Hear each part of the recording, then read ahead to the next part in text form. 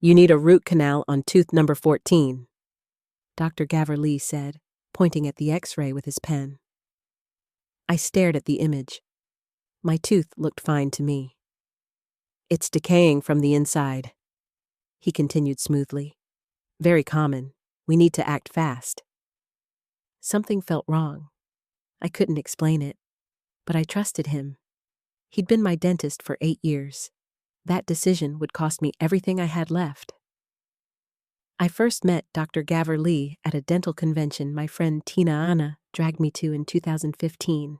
He had this calm, authoritative presence that made you feel safe the moment he spoke. His office was pristine, white marble floors, soft lighting, the kind of place that made you forget to be nervous about dental work. When Tina Anna recommended him after her cleaning went perfectly, I made an appointment the next week. For 8 years, he was my dentist. Regular cleanings every 6 months. A few minor fillings. Nothing serious. I trusted him completely. Dr. Lee had built a reputation in our city as one of the best cosmetic and restorative dentists around. His waiting room was always full. His reviews online were immaculate, 5 stars across every platform. Patients raved about his skill, his bedside manner, his attention to detail. I should have asked more questions. I should have gotten a second opinion. I should have listened to that quiet voice in my gut that whispered something wasn't right. But I didn't. In March 2023, I went in for my regular cleaning. I was 58 years old, retired from my job as an administrative manager, living comfortably on my pension and modest savings. My teeth had always been strong. My previous dentist before Dr. Lee had told me I had excellent dental health. No cavities in years. Good bone structure. Nothing that required intervention. Dr. Lee examined me carefully. He took X-rays. He studied them for what felt like an eternity. Then he pointed at tooth number 14, an upper left molar that had never bothered me, never hurt, never caused any problems. This tooth is decaying from the inside, he said, his voice taking on that professional tone that made you feel like he was delivering serious medical news. The decay is extensive. If we don't intervene now, you could lose the tooth entirely. Root canal therapy is the only option. I felt my chest tighten. A root canal. I'd heard horror stories about root canals. Pain, expense, complications. How much would that cost? I asked. $2,800, he said without hesitation. But it's necessary. I can schedule you for next week. I agreed. What choice did I have? He was the expert.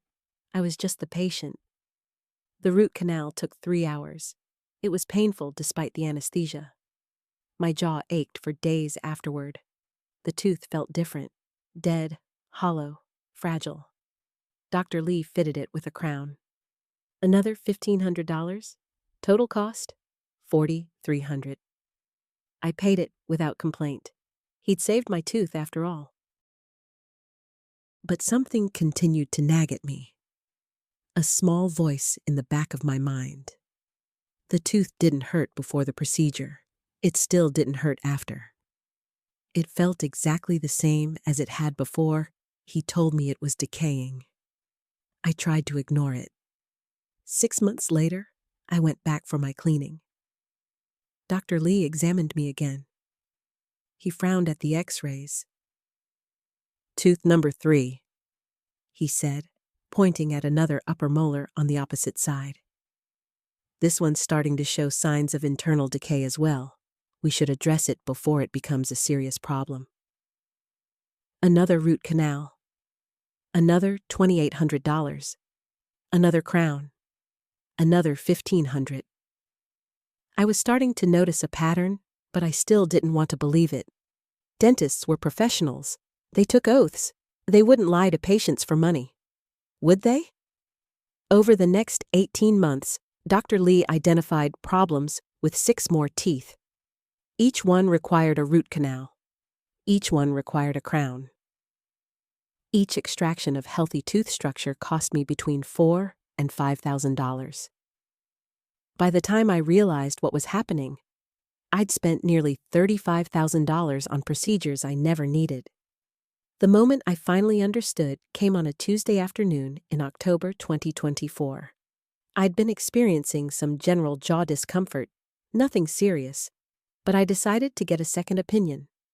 My friend Tina Anna had moved to a new dentist, Dr. Maror Lee, no relation to Gavor, as far as I knew, and she raved about how thorough he was. I made an appointment. Dr. Maror examined me. He took new x-rays. He studied them carefully, comparing them to the digital copies Dr. Gavor had provided to his office. Then he looked at me with an expression I'll never forget. It was a mixture of shock and barely contained anger. "Ms. Wilson," he said slowly, "I need to ask you something. Who told you that you needed root canals on these teeth?" I told him about Dr. Gavor Lee, about the internal decay, about the urgent need for intervention. Dr. Maror set down his tools and took a deep breath. "These teeth are all healthy," he said. "I mean completely healthy.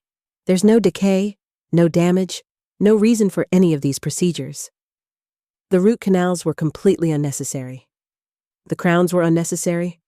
All of it was unnecessary." The room started to spin. I reached for the armrest of the dental chair to steady myself.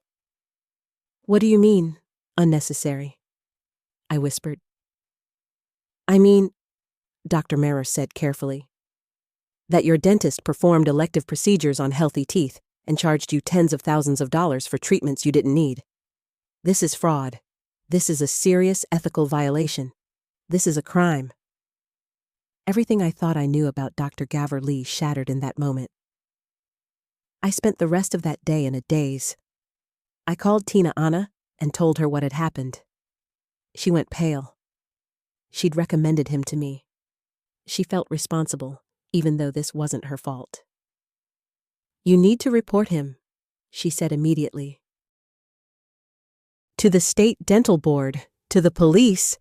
This is criminal." I knew she was right, but reporting someone felt enormous. It felt like stepping into a legal minefield. It felt like admitting I'd been foolish enough to trust someone who was systematically defrauding me. That night, I couldn't sleep. I lay in bed doing the math in my head. $35,000. That was my emergency fund. That was money I'd set aside for medical expenses in my retirement years. That was money I'd earned through decades of work and careful financial planning. Gone, extracted like those healthy teeth. The next morning, I called the state dental board and filed a complaint. The process moved slowly at first. The board sent an investigator to review my case. They requested my dental records from Dr. Gavor Lee's office. They requested the x-rays. They requested documentation of all procedures and charges. 2 weeks later, the investigator called me back. "We've reviewed your case," she said. "We've compared the x-rays taken before your procedures with the x-rays from Dr. Maror Lee's office. There is no evidence of decay in any of the teeth that underwent root canal therapy. Dr. Lee appears to have diagnosed non-existent problems." My hands felt cold. I set the phone down carefully. "What happens now?" I asked. "We're opening a formal investigation," she said. "We'll be reviewing all of Dr. Lee's patient records to see if this is an isolated incident or part of a larger pattern. In the meantime, I'd recommend you consult with a lawyer about pursuing civil damages." I hired an attorney named Ashaora Wilson, a sharp woman in her early 60s who specialized in medical fraud cases. She reviewed my records with a clinical eye and then looked at me with genuine sympathy. "This is textbook unnecessary dental procedures," she said. "The pattern is clear. The financial motivation is obvious. You have a strong case. But I need to tell you, this will take time. It could take years. And there's no guarantee we'll recover all of your losses." I didn't care about the timeline. I cared about justice. I cared about making sure Dr. Gaverly couldn't do this to anyone else. Ashaora filed a civil lawsuit against Dr. Gaverly and his practice. She also contacted other patients of his, asking if they'd experienced similar issues. Within 2 months, she'd identified 17 other patients who'd undergone unnecessary root canals at his office. The total amount defrauded was over $200,000. The case grew bigger than I'd anticipated. The local news picked it up. Dentist accused of unnecessary procedures for profit. The story ran on the evening news. Within days, more patients came forward. The state dental board's investigation expanded. They subpoenaed records going back 10 years. What they found was damning. Dr. Gaverly had a systematic approach to patient fraud. He would identify patients with good insurance coverage or significant savings. He would perform unnecessary diagnostic procedures, extra X-rays, complex imaging, to justify his recommendations. He would use vague language about internal decay and preventative intervention to convince patients that healthy teeth needed treatment. And he would do this over and over again, building a patient's treatment plan over months or years, extracting thousands of dollars in unnecessary procedures. I wasn't his first victim. I wasn't even his most victimized patient. One woman had undergone root canals on 14 different teeth over a 5-year period. Another man had spent over $60,000 on unnecessary cosmetic dental work.